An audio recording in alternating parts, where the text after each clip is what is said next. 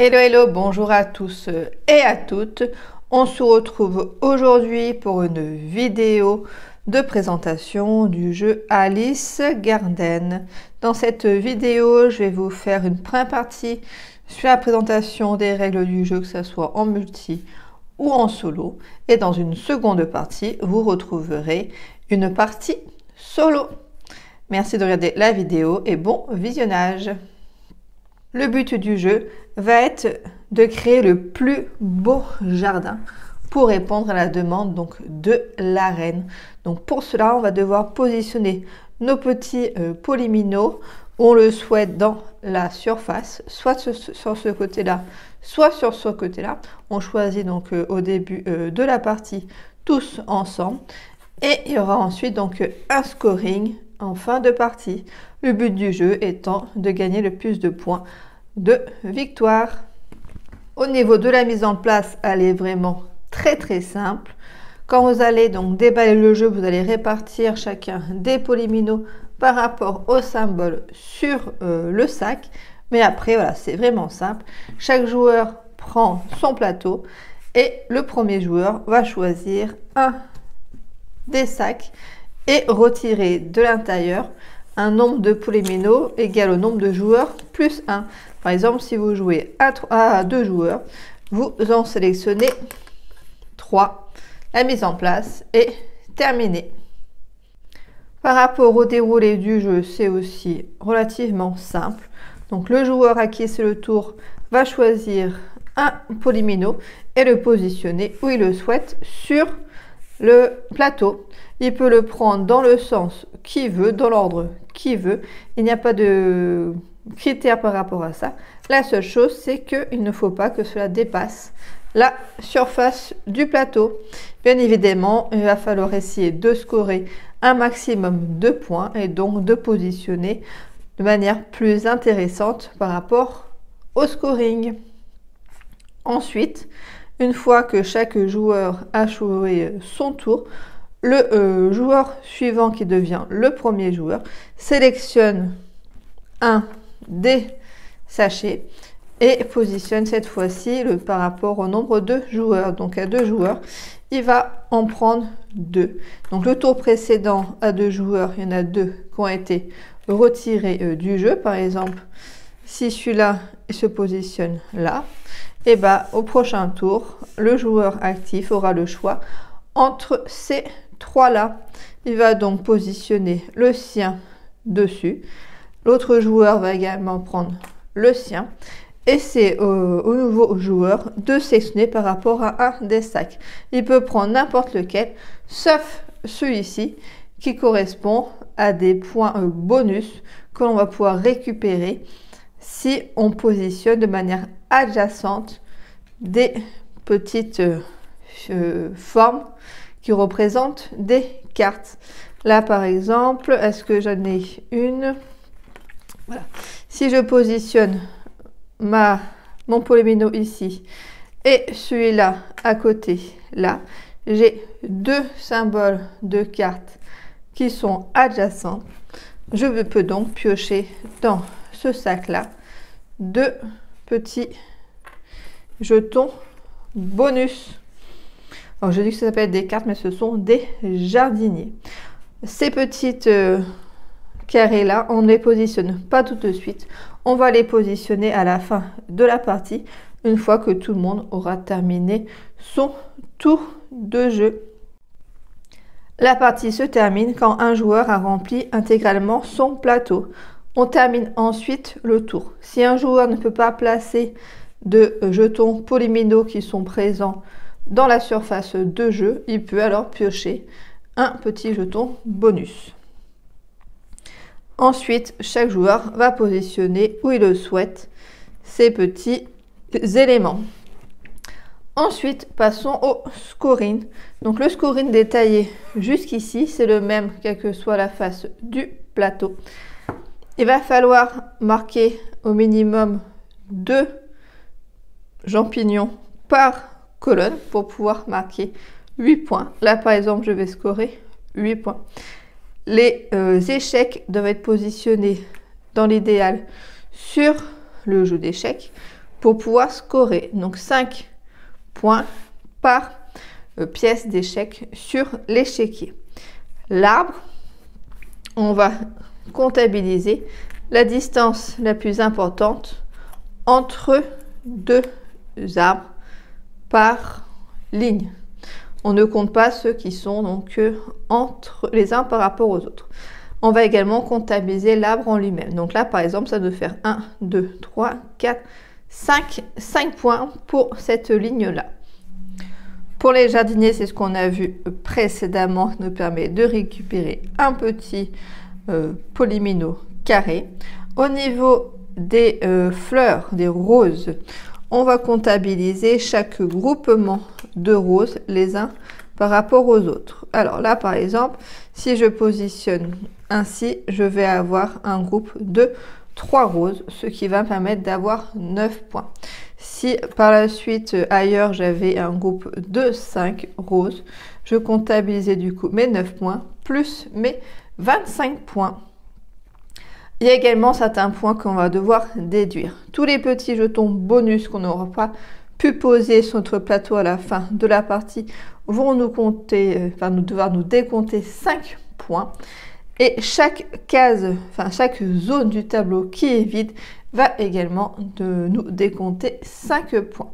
Attention, ce n'est pas le nombre de cases vides, mais c'est le nombre de zones qui va être vide. Pour bien vous illustrer cela, voici l'exemple qui est présent dans le livret de règles. Là, on a une zone qui va nous compter moins 5 points.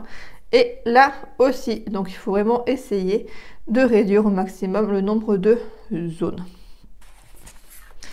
Donc voici pour l'explication des règles donc en multi. Et je passe tout de suite sur les différences avec le solo. Vous allez voir, il y a très peu de différence entre le multi et le solo.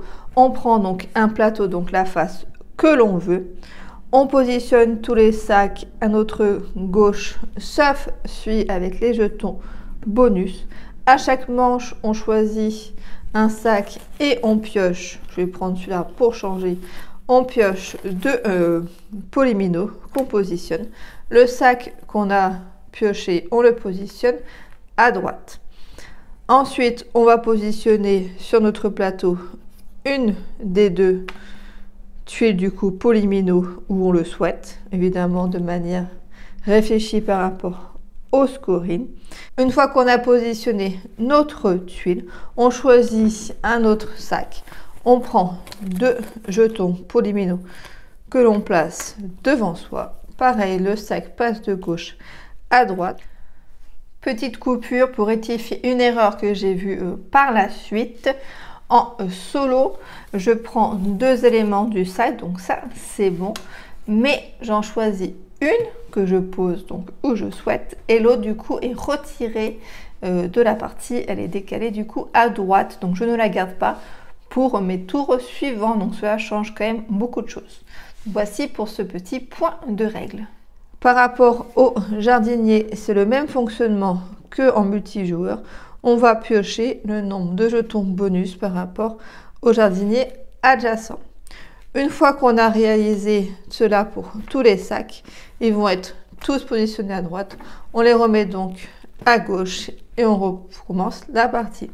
Une fois qu'on ne peut plus positionner de jetons sur notre plateau, la partie est terminée. On place nos jetons bonus et on passe à la phase de scoring qui est identique au multijoueur.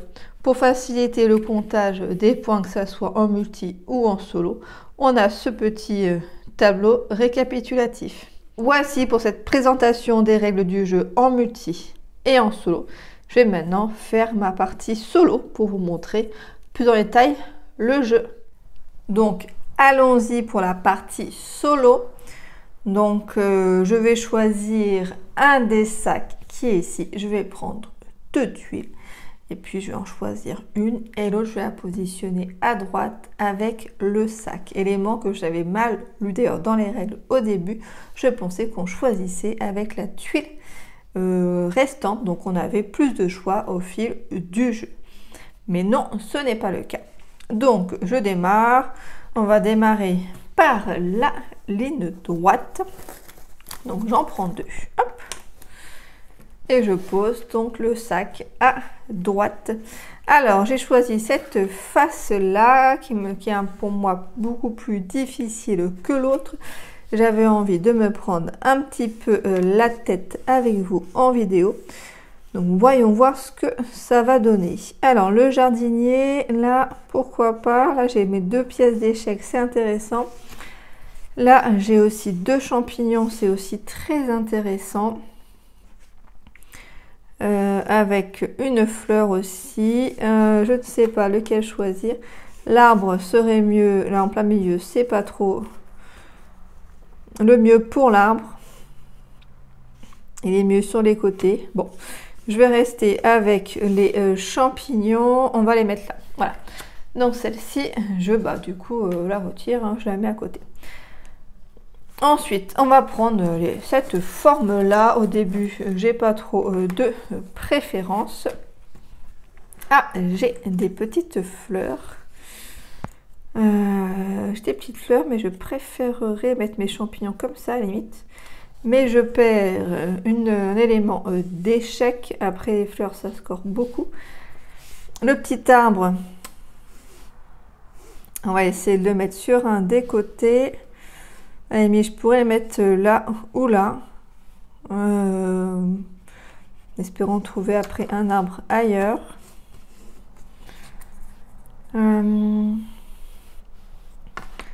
Là, j'aurai l'arbre. Par contre, les jardiniers, ils sont un peu trop isolés.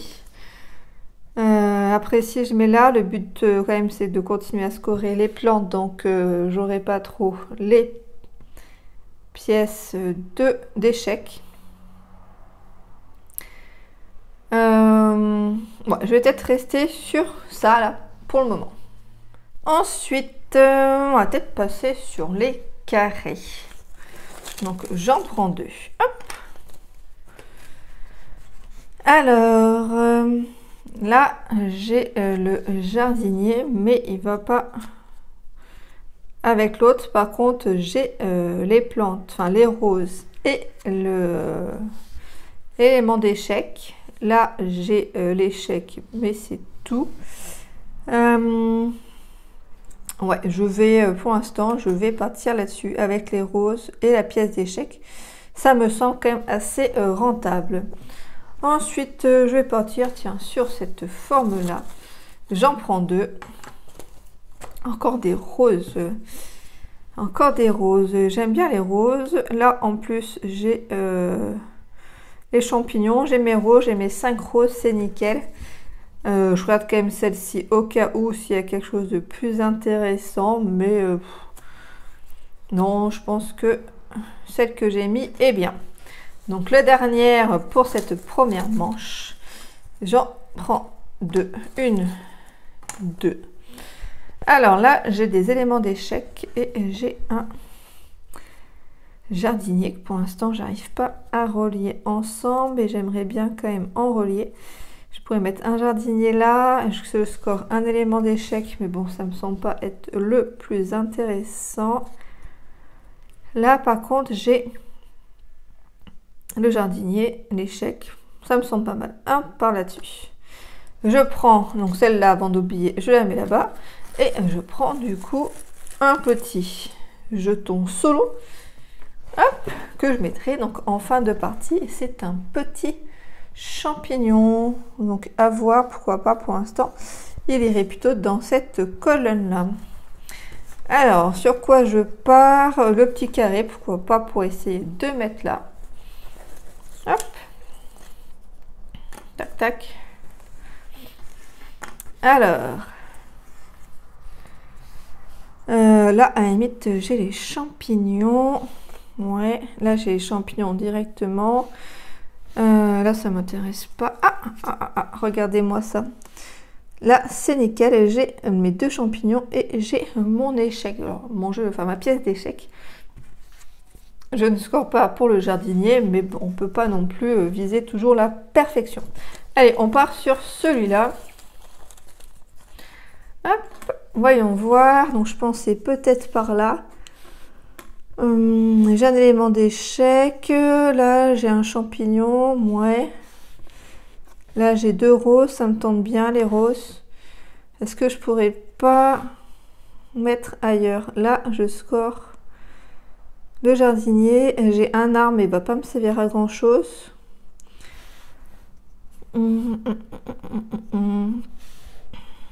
Les arbres, ça serait plutôt... Ouais, celui-là, c'est dommage, j'ai mis au bout, mais j'en ai pas mis d'autres. Tac, bof, ouais, bof, bof. Là, c'était quand même pas mal, hein. La pièce d'échec. Non, c'était où? C'était pas mal. Non, c'était quoi qui était bien? Parce que là, du coup, j'ai la pièce d'échec. Mais, c'était cool. Il me semble que j'avais un truc avec mon jardinier. Mais du coup, si je mets cela, j'ai jardinier. Mais j'ai pas de pièces d'échec. Donc, je vois pas trop l'intérêt. Là, non. Bah alors, je me souviens plus où est-ce que j'ai scoré mon jardinier.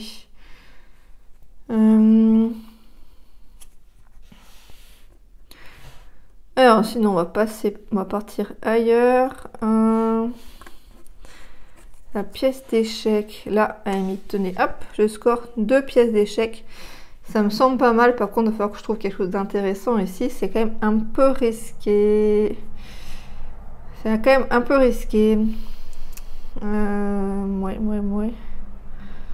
Bon, on prendra le risque. On verra bien ce que l'on a. Hop, donc je prends dans celui-là qui est juste à côté.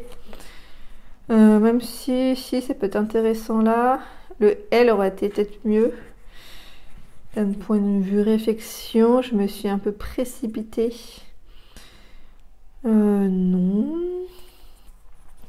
Je peux aussi les mettre là. Mais ça m'intéresse pas trop celui-là. Le jardinier. Ah, le jardinier.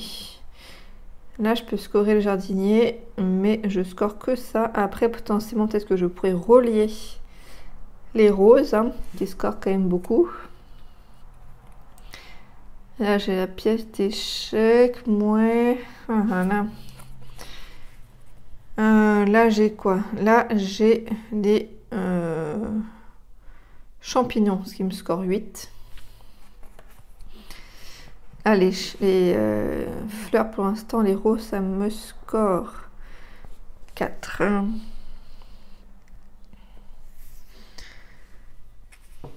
Ici, ça relie pas les fleurs, les roses. C'est rien, celui-là. Enfin, c'est rien. Je score rien d'intéressant. Ah, non plus. Bon, allez. On va partir par là-haut, ici. Hop. Avec le jardinier, même si je suis pas sûre que ce soit vraiment la stratégie la plus intéressante. On était comme ça, voilà, hop. Donc j'en prends un vu que je relis petit jardinier et c'est une pièce d'échec. Donc là je voulais prendre mon L. Alors le tout droit il pourrait aller que là, faut que je fasse attention. Oula, je vais mal barrer. Le L du coup il va là, le tout droit là. Après il y aura le zigzag que je pourrais mettre. Ouh là là là, je me suis un peu bloquée. Je me suis bloquée. Alors, commencer par le tout droit parce que je peux mettre qu'à un seul endroit. Celle-là, elle passe ici. Alors, là, je score que l'arbre. 1, 2, 3, 4, 5. Ok. Là, je score l'arbre et le champignon. 1, 2, 3, 4. 4 et 8 pour le champignon. Ça fait 12. Mais bon, potentiellement, je pourrais peut-être scorer mieux avec un autre champignon. Mais c'est pas sûr non plus que j'arrive à mettre un autre champignon. Allez, on va partir là-dessus. Hop. Et ça sent un peu la mouise. Ça sent la mouise tout court. C'est vraiment pas bien joué.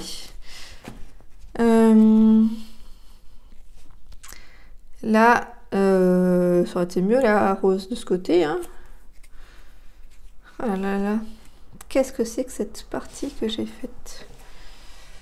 Là, je score un A5 avec l'arbre et un E5 avec la pièce d'échec. 1, 2, 3, 4, 9 points, ouais. Et là, je score quoi? Évidemment, j'ai pas d'arbre là-dessus. Je score 4, donc bon, voilà, on va plutôt partir là-dessus. Mais franchement, je suis pas du tout contente de la partie là. Ok, donc ça, je passe là. Je repasse tout mon bazar de ce côté, mais il y a une seule tuile Palomino que je peux prendre, c'est ce zigzag là. Voyons voir, est-ce que je fais un truc intéressant? Évidemment, j'ai pas de jardinier. L'arbre ne sert à rien, le champignon non plus. Le champignon non plus. L'arbre me fait 2 points. Là j'ai 2 points. Ouh, youpi. Là j'ai 1 point avec la rose. Ouais. Je pourrais mettre... J'ai une pièce d'échec qui me sert à rien. Le champignon, je pourrais le mettre là quand même. Mais bon, c'est pas ouf. C'est pas ouf du tout. On va mettre ça là. Hein, je pense que c'est le mieux. Hop, voilà. Donc, comme j'ai tout positionné, je m'arrête là pour piocher. Je pose mes petits éléments. Donc, ça m'évitera de me prendre moins 5 quand même. Donc, je le mets. Et puis, celui-là, il va... Ah non, enfin, attendez. Faut que je réfléchisse. Ici, ça me fait qu'une seule zone qui est vide. Donc, ça me fait moins 5. Alors, si jamais là, ça me fait 2 zones vides. Ça me fait moins 10 points. Bon, allez. Je vais regarder le score, mais à mon avis, ce n'est pas ouf, ouf, ouf. Après, précédemment aussi, je me mélangeais un peu les pinceaux, donc c'était un petit peu plus simple. Alors, les pièces d'échec, je fais après parce qu'il faut tout bouger, c'est pas pratique. Les fleurs, 1, 2, 3, 4, 5, donc 25, 26, 27, 28, 29, 30. Ça me fait 30 points, pas ici. Mais là, pour les roses, hein, donc juste pour rappel, donc là j'en ai 5, donc je regarde 5, c'est 25. J'en ai 1, du coup ça fait 1, et j'en ai 2, du coup ça fait 4. Alors, les champignons, j'en ai 1, 2, 3, 4, 5. 5 fois 8, du coup, ça fait 40. Les arbres, là, j'ai rien. 1, 2, 3, 4, 5, 6, 7, 8, 9, 10. 10 pour les arbres, ok, bof. Hein. Là, je perds moins 5 parce que j'ai une zone vide. 0 parce que je n'ai pas d'éléments individuels là, qui traînent, là, de bonus que je n'ai pas posé. Alors, les pièces d'échec, voyons voir. Là, j'en ai 1, 2, 3. Celle-là, 4, 5, 6, 7. J'en ai 7 si je ne me suis pas trompée. 7 fois 5, du coup, 35, hein, si je me souviens bien de mes tables. Donc déjà, 5 moins 5, là, ça va faire 0. Hein. Voilà. 4 et 6, du coup, ça fait 10. Je suis perdue là. Oui. 6, oui, c'est ça. 4 et 6, du coup, 10 et 11. 110 points, j'ai autant. 1, 2, 3, 4, 5, 6, 7, 8, 9, 10, 11. Oui, voilà, ok. 110 points, je ne pensais pas avoir quand même autant. Alors, voyons voir. 110 points. Ah, bah, je reste quand même dans ma norme classique, même si j'ai joué de manière sans me tromper dans les règles cette fois-ci. Donc, 110 points. Super, la reine est ravie et les jardiniers chantent vos louanges. Donc, je suis plutôt contente hein, parce que généralement, la reine est un petit peu capricieuse dans Alice au pays des merveilles et c'est quand même plutôt bien de la contenter, de la satisfaire pour la beauté du jardin. Donc voici pour cette partie en solo. Donc dans une prochaine vidéo, je donnerai donc mon avis sur ce jeu et sur d'autres jeux également. Comme ça, vous aurez un avis complet sur Alice Garden. Merci d'avoir regardé la vidéo. N'hésitez pas à mettre un commentaire et à vous abonner. À bientôt.